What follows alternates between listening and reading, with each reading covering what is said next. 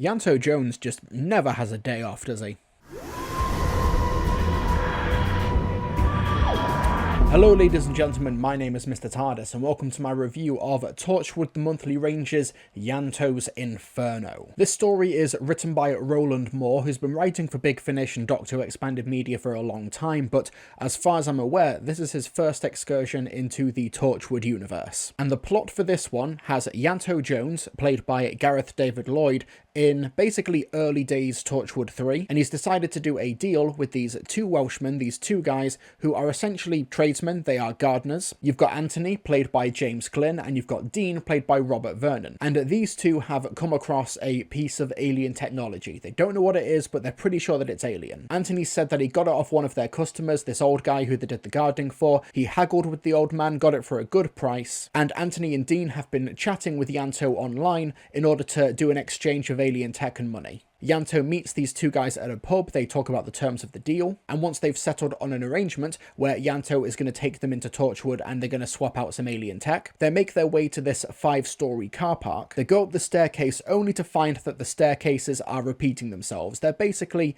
in an infinite loop, hence the cover of this story, taking clear inspiration from MC Escher's Relativity painting. Yanto is the only one of the three who has experience with alien technology. One of the items in their possession is what Yanto suspects is behind this dimensional machinations, but Dean and especially Anthony do not trust him, and the three have to try and put aside their differences in order to escape this loop. Here, ground floor. So? Come on! We only just came through this one. I can't budget!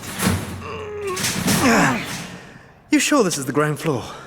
What? Only, if this is the bottom, why are there loads more flights of stairs going down? We must have got the wrong staircase. It was the right one. When we came in, there was a betting shop outside. I was going to put a bet on City. That would have been a waste of money. This is odd. Look at the central well. Okay, that's impossible. Can't even see the top. Or the bottom. This car park has 5 stories. That should be 5 flights of stairs, and we should be able to see all the way up. And down. But we can't. Okay. What is this? Some sort of prank? It's more Derren Brown stuff, isn't it? It's nothing to do with the Ottoman fragment. Or me. An optical illusion, then? It seems real enough. Hello? Hello? Hello? On its own, I think Torchwood Yanto's Inferno is a solid bottle episode. We've already talked about the inspiration of MC Escher's Relativity for the cover, but I think that the main inspiration for this story is Dante's Inferno by Dante Alighieri. While in the original Dante's Inferno text, Dante is plagued by self-doubt, impotence, is violent, and he has to go and reject sin by literally going through hell. But here, in Yanto's case, I think it's his own inadequacies. He says to Anthony and Dean that he's doing this underhanded trade because he wants to try and get one over on his work colleagues, and whether or not that's actually true, I think there's a kernel of truth in that.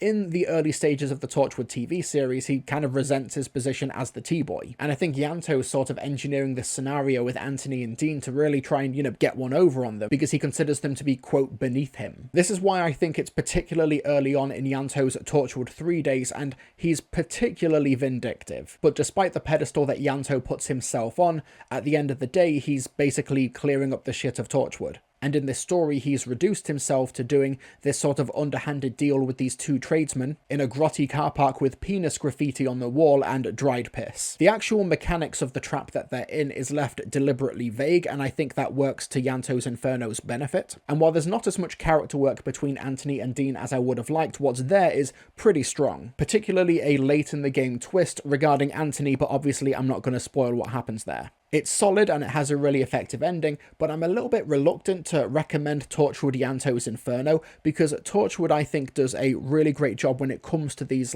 constrained bottle episodes. And recently the Torchwood monthly range has had some absolute belters. You don't even have to go that far back, you just have to go 2 releases and you've got Torchwood Bad Connection with Indira Varma, which is predominantly set in the confines of a red telephone box. Then you go a few more months back and you've got this really effective bottle episode which is almost like a stage play interplay with Torchwood Endgame. And you've also got ones like Torchwood Odyssey, and I don't want to try and make this like a competition between the Big Finish Torchwood writers, but I do think that Ianto's Inferno, while good and solid, does kind of rank below those ones. And I think it's because while the characterization of Ianto is interesting in this story, it means that there's not really a likable character to be found here. And while there's clearly a bit of a complicated dynamic between Dean and Anthony, I think that it could have been explored a little bit more. It's a good story, but I can only really recommend it if you've already listened to these other Bottle episodes that I've recommended and you just want a bit more. I've just gone back even further, and yeah, there's another one which actually has Ianto in it, Torchwood SUV. This is a really good one. But yeah, I guess this is just the curse of increased expectations. The standard is so high for the Torchwood monthly range that when,